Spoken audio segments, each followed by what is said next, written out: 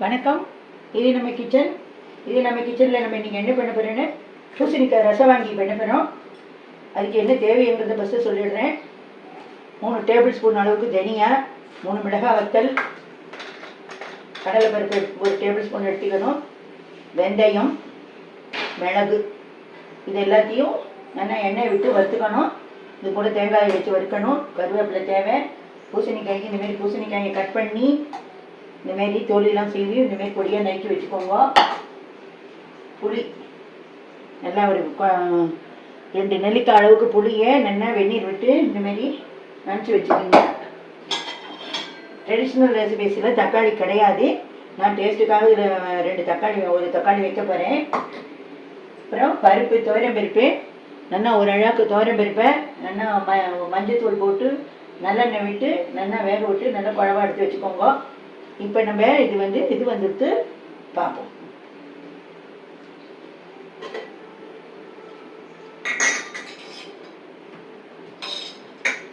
இப்போ நம்ம என்ன வேண்டாது, இந்த 3 மிளகாய் வத்தலை போடுறோம். 2 டேபிள் ஸ்பூன் தனியாக வறுத்துக்கிறோம். 1 டேபிள் ஸ்பூன் தனியாக பச்சையாகவே வச்சுக்கிறோம். அப்புறம் 1 டேபிள் ஸ்பூன் அளவுக்கு கடலை பருப்பு, வெந்தயம், மிளகு. சில பேர் மிளகு போடுவா, சில பேர் போட மாட்டாது, ரவாவா இருக்கும். வேணுங்கிறத போட்டுக்கலாம். இதை நம்ம நல்லா மீடியம் ஃப்ளேமில் வச்சு நம்ம வறுக்கணும்.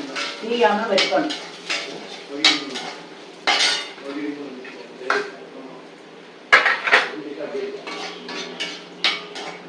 இது வறுப்படும்போது இதில் நம்ம தக்காளி ஒரு 3/4 தக்காளி இதில் போட்டு வதக்கி அரைச்சி விடணும். இது ஒரிஜினல் ரெசிபியில் கிடையாது. நான் டேஸ்ட்டுக்காக வச்சுருக்கேன். இந்த விருப்பப்பட்டவா டேஸ்ட்டுனா விருப்பம் விட்டுடணும்.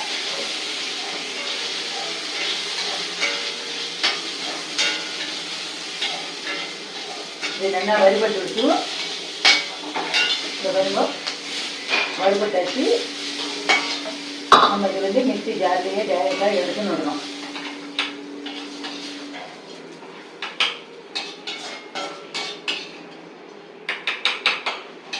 இந்த ரெசிபிக்கு டேஸ்ட்டு கொடுக்கறது இந்த விழுந்து தான். நம்ம அரிசி விட்டு பண்ணுற பட்சத்தில் இந்த விழுந்து தான்.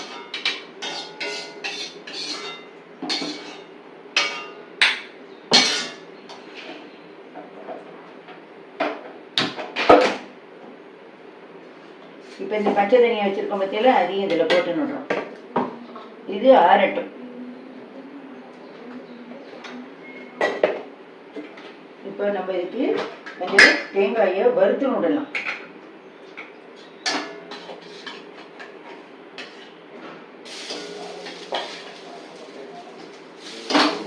நல்லா ஒரு 4 டேபிள் ஸ்பூன் அளவுக்கு தேங்காயை வறுத்து விடலாம்.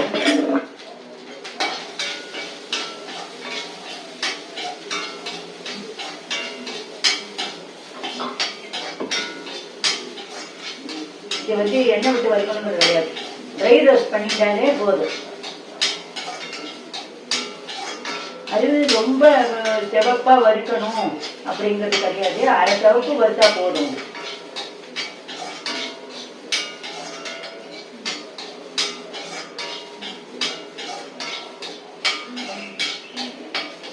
அது வறுபட்டு நான் பண்ணிட்டேன்.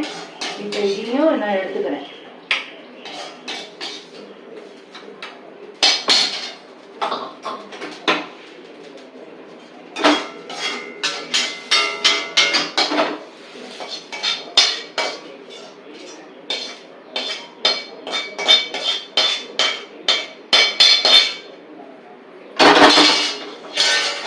இப்போ இது என்னென்னா ஆறணும்.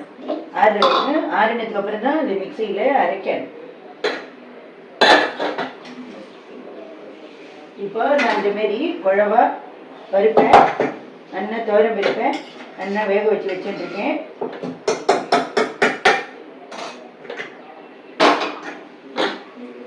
நம்ம இதை அரைச்சி விட்டு பார்ப்போம்.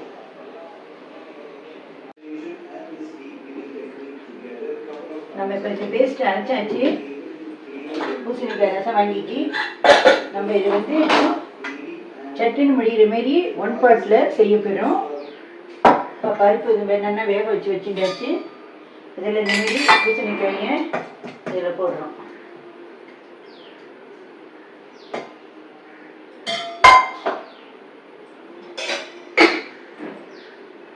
நம்ம புளியை கரைச்சி நம்ம கெட்டியாக வச்சுட்டுருக்கோம். இந்த தேவையான புளி ஜலத்தையும் இதில் விட்டுண்டாச்சு. இப்போ என்னென்ன மஞ்சள் பொடி, இந்த டிஷ்ஷுக்கு தேவையான மஞ்சள் பொடி விட்டாச்சு. பெருங்காய ஜலம், நம்ம அரைச்ச பேஸ்ட்,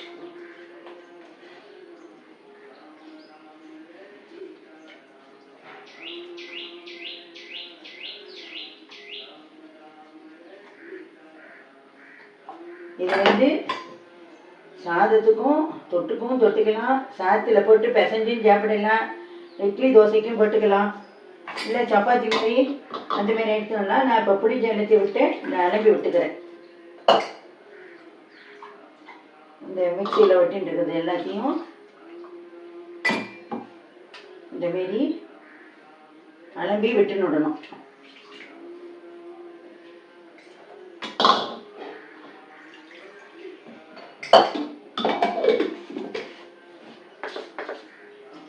இப்போ இது வேலை முடிஞ்சது.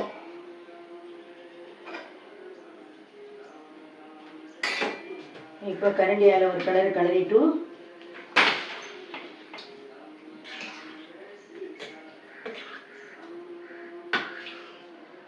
இது ஒன் பார்ட் அப்படிங்கிறதுனால ரொம்ப குயிக்காக ஆகிடும் இந்த சமையல்.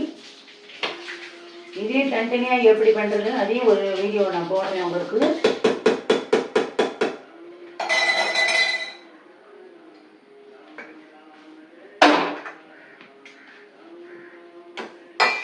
இப்போ இதை ஆன் பண்ணி இது நல்லா ஒரு கொதி வந்து பச்சை வாசனை போய் இந்த காய் வேகணும். நாம் இதை இப்போ 2 விசில் விட்டுக்கிறோம். இது எல்லாம் ரெடி ஆகி வந்தோன்னு பார்க்கலாம்.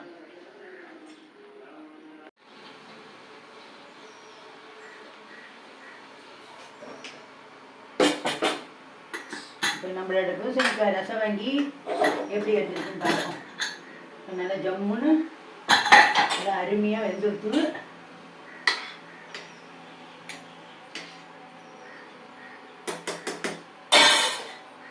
இதுக்கு ஒரு தாளிப்பு கொடுக்கணும்.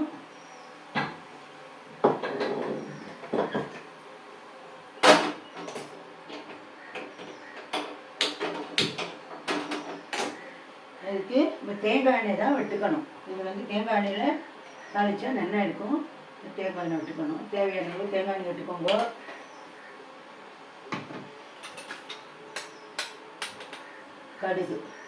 கடுகு போட்டு நல்லா கடுகு வெடிக்கணும்.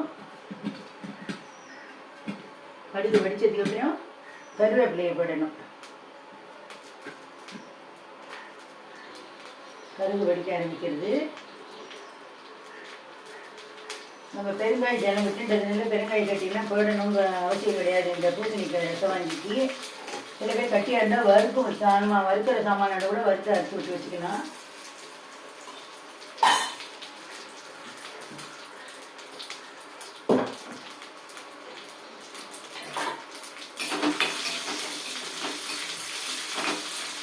இப்போ கருவேப்பிலையும் வெடிச்சு விட்டு இந்த இதை தாளித்து கொட்டி விடுவோம். இதில்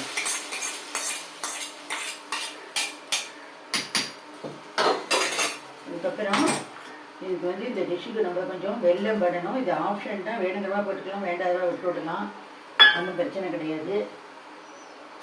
இது கொஞ்சம் கொத்தமல்லி இப்போ கொஞ்சம் போடுவோம், அப்புறமா கொஞ்சம் போடுவோம். இப்போ நம்ம இது என்ன பண்ணுறோம் அப்படின்னாக்க ஒரு கொதி விடணும்.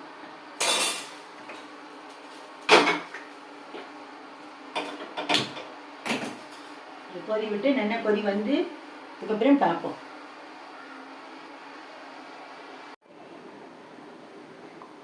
இப்போ நம்ம பூசணிக்காய் ரசம் வாங்கி நல்லாவே கொதிச்சு கொடுத்து நம்ம ஆஃப் பண்ணிடுறோம்.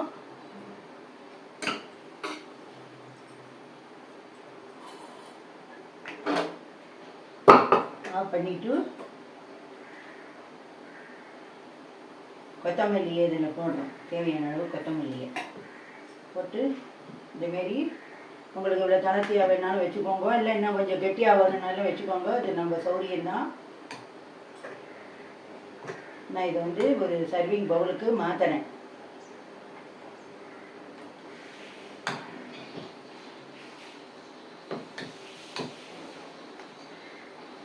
இதில் வந்து நீங்கள் வந்து கடலை பருப்பு போட்டு வேக வச்சும் பண்ணலாம், நிலக்கடலை போட்டு பண்ணலாம், இல்லை கருப்பு கொண்டக்கடலை, வெள்ளை கொண்டக்கடலை, காராமணி, இந்தமாரி எது இருந்தாலும் நைட்டே ஊற வச்சுட்டு நீங்கள் அதையும் போட்டு பண்ணலாம். இப்போ நான் வந்து இதுக்கு அந்த கொத்தமல்லியை போட்டிருக்கேன்.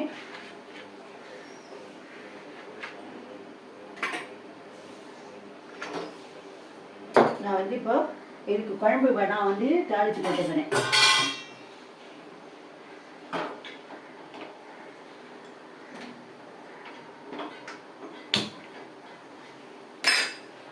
இப்போ அதுக்கு குக்கிங் ஆயில், அதாவது செக்கில் ஆட்டின எண்ணெயை, கடலை எண்ணெயை இதில் விட்டுக்கிறோம்.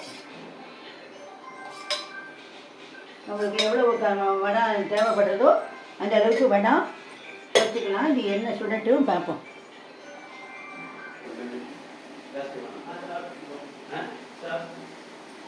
இப்போ குழம்பு விட தாளிக்கிறதுக்காக எண்ணெய் வச்சுருக்கோம். இதை நல்லா வறுத்து இதை ரசவாங்கியில் போட்டு வேண்டியதான். இது நம்ம எவ்வளோ தேவையோ அவ்வளோ போட்டுக்கலாம்.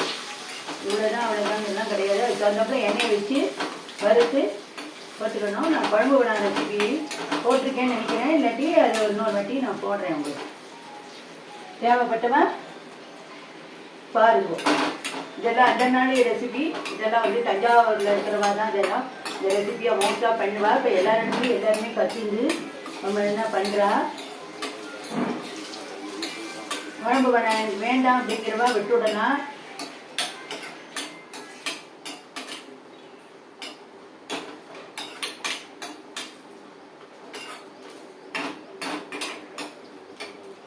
இது நல்லா வறுபட்டு எடுத்து நான் அடுப்பை ஆஃப் பண்ணிடுறேன். வெய்ய காலங்களில் இந்தமாரி வடைலாம் போட்டு வச்சுட்டா நமக்கு நல்லா யூஸ்ஃபுல்லாக இருக்கும். நான் இப்போ இதில் இதை போடுறேன்.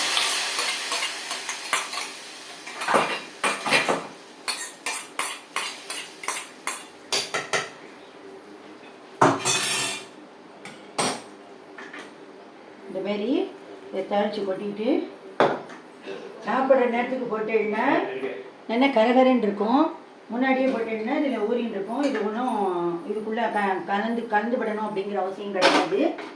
அது அப்படியே இருக்கட்டும். சர்விங் பவுலில் நான் இதை மாற்றிட்டேன். நீங்களும் இதேமாரி பண்ணி பாருங்க, ரொம்ப டேஸ்ட்டாக இருக்கும். நன்றி, வணக்கம்.